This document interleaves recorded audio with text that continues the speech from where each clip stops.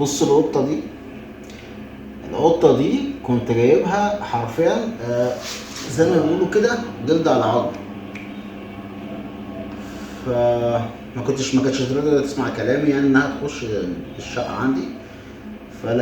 ففي قطة انا تاني كده برضو بربيه، يعني في قطة تاني كده قدام البيت انا بربيه. فخليتها هي دخلت، كانت الاول جلد على عظم، يعني حرفيا كان عظمها كله باين، هي قطة صغيرة لسه اصغر من كده يعني. خليت القط يخش الشقه، هي راحت كانت بتمشي ورا، فمشيت ورا. المهم يعني لما دخلتها طبعا كانت خايفه مني، فابتديت احط لها اكل سنه سنه، ابتدت تفهم المكان.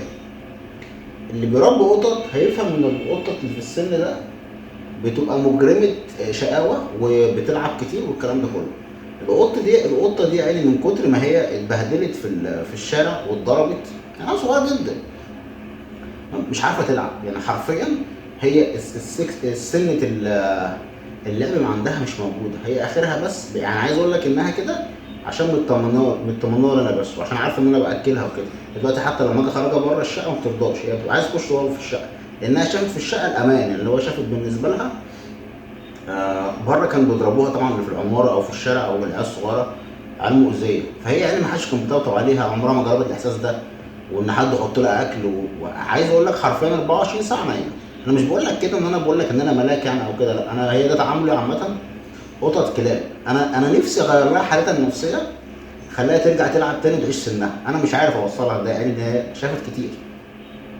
انا ليه بعمل الفيديو ده؟ عشان يعني انا رجاء لو انت شخص ما بتحبش الحيوانات مالكش دعوه بيهم، يعني لو شفت حيوان او قطه كلب صغير او كده تجنبه، امشي بعيد عنه وسيبه، مش بقول لك اعطف عليه يا سيدي ولا تحط له اكل، ما تحطلوش. بس ما تاذوش، يعني الاذى ده بيأثر على نفسي زي ما الانسان بيتأثر عليه نفسيا، ان الحيوان نفس القصه، والحيوان ما بينساش.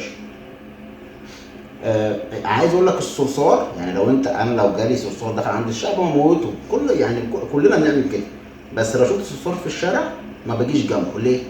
لان انا في بيئته او هو في الشارع، انا ليه اتعدى عليه وان انا اموته او اذيه يعني. ف لقيت اربي ابنك على كده، يعني انت ترضى ان تشوف ابنك حد مثلا بيحدفه بطوبه ولا بيضربه ولا له امشي من هنا، انت نفسك بتتضايق. فالحيوان زيه زيك ليه حق في الحياه، فانت ما تاذوش، يعني ما تاذوش وما تتعداش على حقوقه. يعني زي فيديو القرش اللي هم اصطادوه وفي الاخر موتوه وبتاع. الناس هي اللي بتتعدى على حقوقه في مكانه في بيته. يعني كان في فيديو لواحد اب وبنته كانوا في الغابه، يعني بيستكشفوا الغابه، فهاجمهم دبه، يعني نتايه دبه يعني، عورتهم، يعني بهدلت الام وبهدلت البنت وبهدلت ابوها، اتبهدلوا جدا. عايز اقول لك لما عملوا معاهم لقاء ما كانوش بيلوموا الدبه خالص، يعني حتى ولا تعدوا عليها ولا موتوها ولا الكلام ده كله. كل اللي قالوه قال لك احنا اللي تعدينا على مكانها، يعني ده مكانها وهي غالبا كانت والده فبتحمي اولادها. فهم ده لحظه ما فيش جوه منهم كره او خلوهم يتعدوا عليهم او خلوا مثلا الحكومات تموتهم او تموت الدبه دي او كده.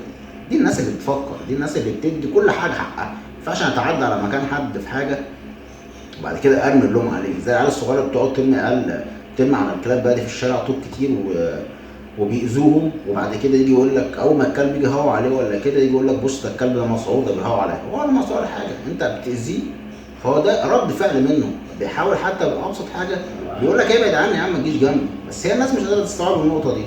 احنا الثقافه بتاعت تربيه حيوانات للاسف مش منتشره عندنا. اتمنى تنتشر واتمنى الناس تهدى كده وتبطل اذى، يعني تبطل اذى في اي حاجه وخلاص. وانا هوريك برضو لقطه تانية عشان افهمك ان الموضوع يعني حتى لما بتطبطب عليهم كده انت نفسك بتحس بارتياح. هوريك برضو في الاوضه التانية دي، انا هوريك منظر انت هيعجبك دلوقتي. معلش بقى هنضطر نقفل الفيديو ثواني. طبعا انا اسف لليمامه ان انا هعمل لها كده، يعني انا ما بحبش اعمل كده، بس انا عشان اوريهم في الفيديو.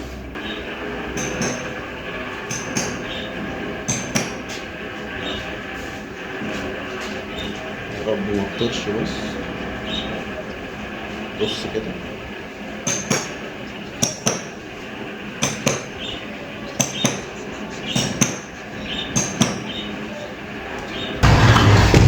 اهو اليمامه دي على طول بتعمل عشها عندي، تمام. كان الاول بيعملوا عندي في البلكونه وبعد كده بيعملوا على الشباك ده.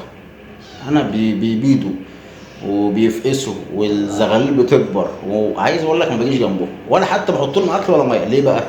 لانك انت لو حطيت له اكل وميه اولا مش هياكلوا منه، لو اليمامه خافت هتسيب البيض وتمشي، ليه انا اذيهم؟ هو كده كده اليمامه الام بتروح او الاب بيقوم بدوره، بيروح ياخد بيجيب لهم اكل وهو بياكلهم بنفسه.